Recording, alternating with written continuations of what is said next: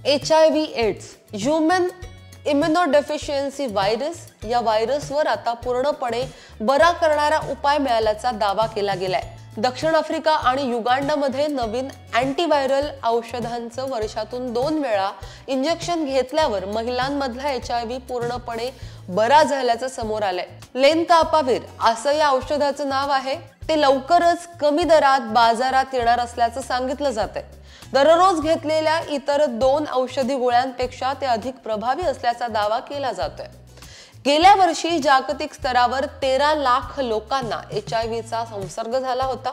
2010 मध्ये आढळलेल्या प्रकरणांपेक्षा हे प्रमाण कमी असलं तरीही 2025 पर्यंत जगात HIVची नवी प्रकरणं 5 लाखांपेक्षा कमी किंवा 2030 पर्यंत एड्सला संपवण्याचं UNAIDSचं लक्ष्य आहे ते पूर्ण करण्याच्या दृष्टीने हा शोध महत्त्वाचा मानला जातोय। HIV होऊ नये यासाठी स्वयं चाचणी, कंडोमचा वापर, लैंगिक संक्रमित संसर्गासाठी चाचणी, उपचार, बाळंतपणाची क्षमता असलेल्या महिलांसाठी गर्भनिरोधक औषधांचा वापर हे सगळं करणं आवश्यक आहे। तरी सुद्धा तरुणांमध्ये विशेषतः ते रोखता आलं नाहीये आणि याच पार्श्वभूमीवर वर्षातून 2दा इंजेक्शन हा पर्याय अतिशय महत्त्वाचा ठरणार आहे असंही म्हटलं जातं।